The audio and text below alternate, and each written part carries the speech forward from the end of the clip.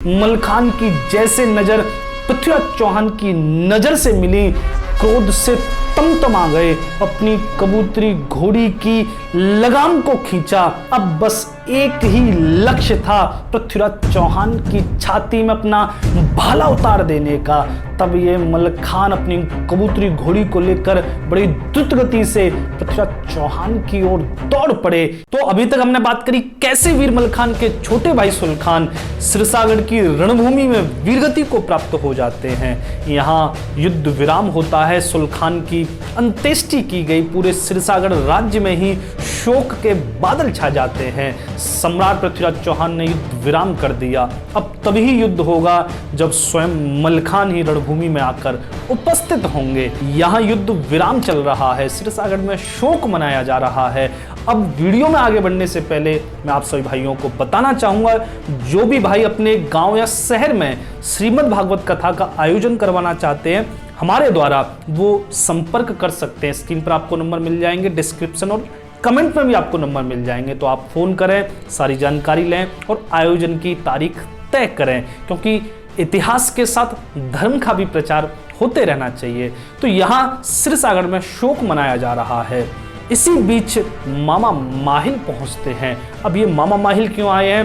क्योंकि मलखान का एक रहस्य था। मलखान तब तक नहीं मारे जा सकते थे जब तक कि वो रहस्य किसी को न पता हो।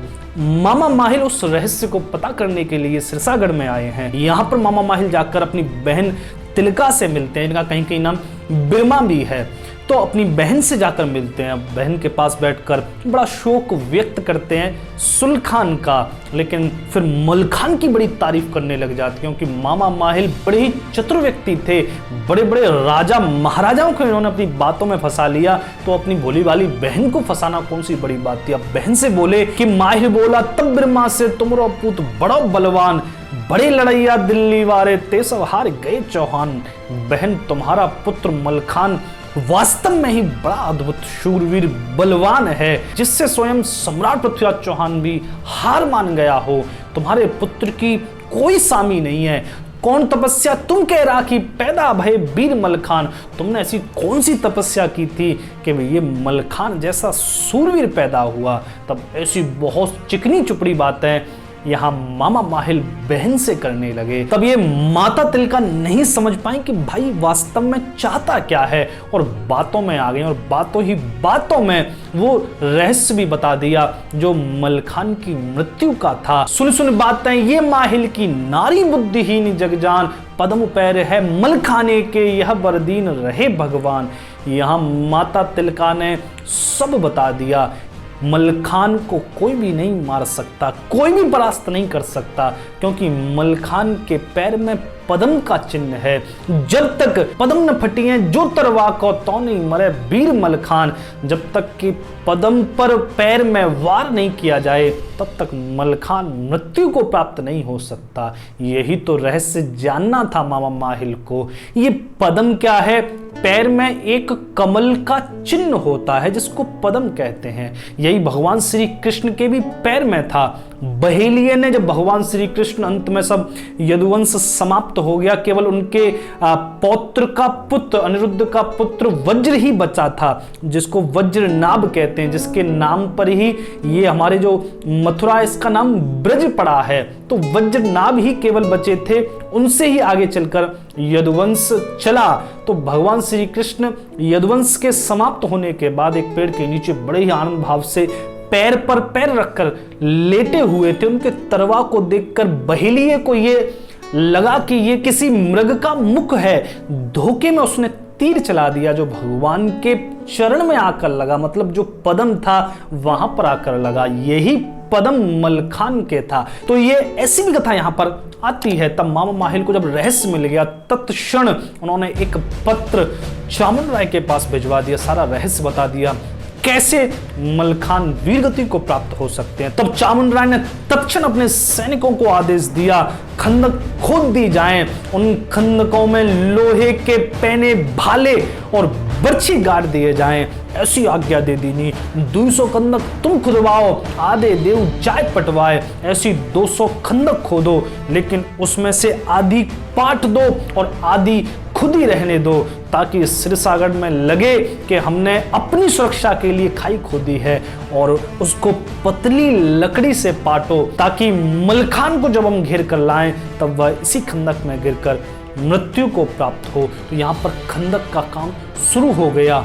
लेकिन जैसे ही ये बात सम्राट पृथ्वीराज चौहान को पता चली, नाराज हो गए। कैसी बात करते हो सेनापति, क्या अब ऐसे भी दिन आ गए हैं कि हमें रणभूमि में अब छल करना पड़ेगा?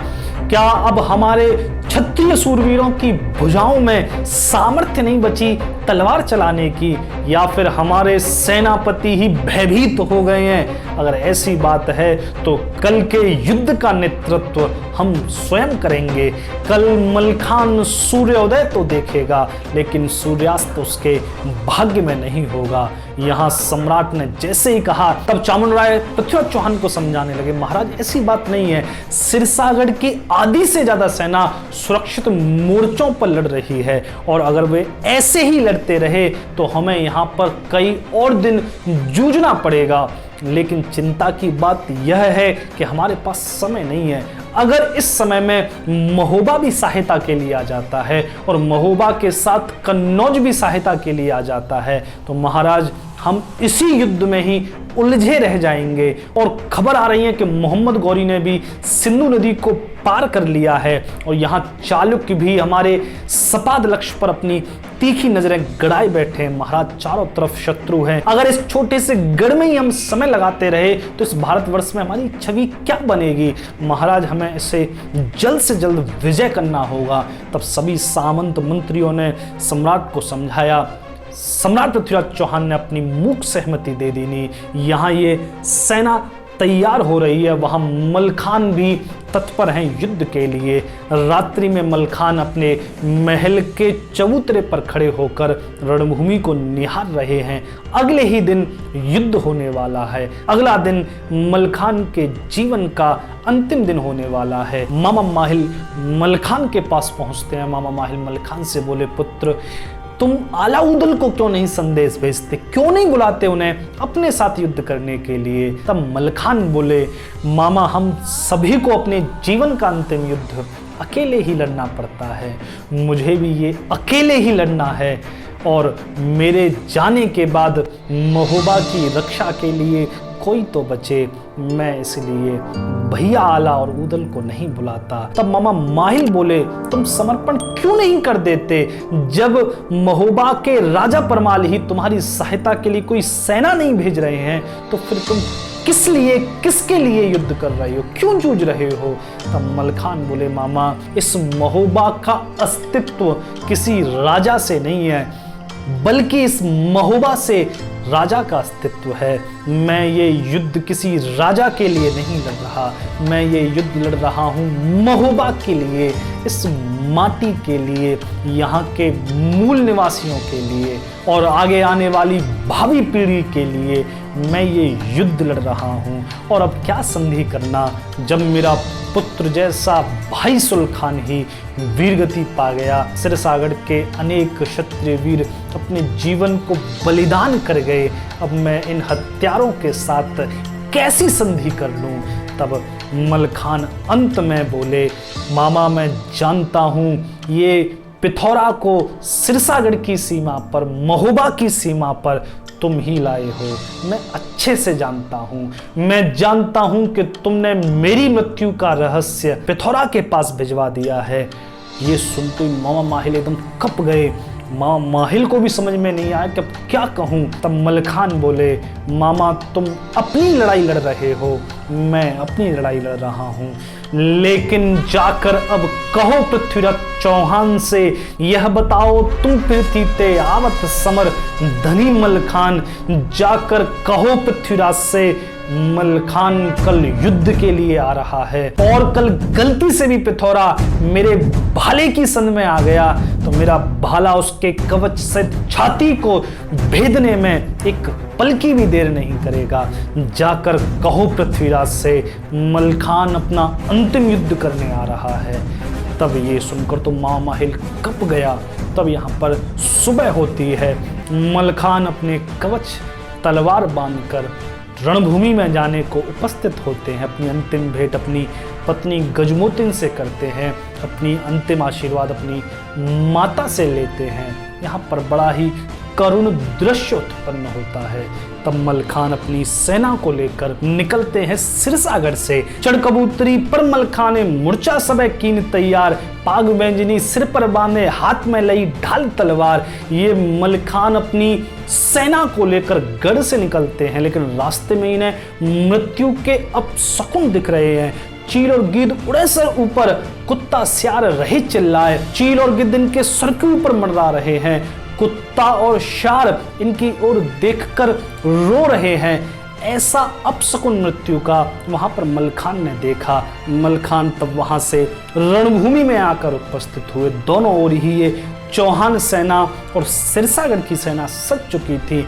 तीसरे नगाड़े की चोट पर ये दोनों ही ओर के क्षत्रिय वीर एक दूसरे पर टूट पड़े। रण की मोहर बाजन लागी, रण का होन लगा व्यवहार। सूंड लपेटा हाथी भिड़ गए, अंकुश भिड़े मोहतन क्यार। हौदा हौदा इकमिल है गे, छत्रिन खींच लीन तलवार। ये हाथी घोड़े पैदल सैनिक एक दूसरे से जाकर भिड़ गए, तलवारें नाचने लगी। यहाँ ये सभी क्षत्रिय वीर अपने अपने कर्तव्य कर्म के लिए अपना जीवन बलिदान कर रहे हैं। यहाँ मलखान भी अपने चरण का युद्ध कर रहे थे। जौने होदा मलखे ताकें, घोड़ी तहा पर दे अड़ाएं। जाए महावत को हन डारें और असवार दे गिराएं। यहाँ मलखान अपनी घोड़ी पर बैठकर बड़े बड़े चौहान सेनापतियों को उस रणभूमि में धराशायी कर रहे हैं। मलखे नाहर की मारन में बहुदल रहा खड़ा थर्राए। यहाँ मलखान की ऐसी मार पड़ रही है कि बड़े बड़े दलपति थर्रा रहे हैं। तब चामुंड राय ने अपना हाथी आकर आगे अड़ा दिया। मलखान तुम मुझसे युद्ध करो। तब मलखान कटाक्ष करते हुए बोले, चामुंड राय तुमसे युद्ध नहीं कर सकता। तुम्हें मैं स्त्री श्रृंगार देकर तुम्हारे प्राण छोड़ चुका हूं। तुम अब मुझे अपने स्वामी का पता बताओ। वो अपनी सेना की ओट लिए कहां बैठा है? वो कौन से अपने हाथी के हौदे में छिपा हुआ है? तुम अपने सम्राट का पता मुझे बताओ। अब केवल मेरा युद्ध उससे होगा। तब मलखान वहां अपने अंगरक्षकों को लेकर चौहान सेना के भीतर प्रवेश कर जाते हैं।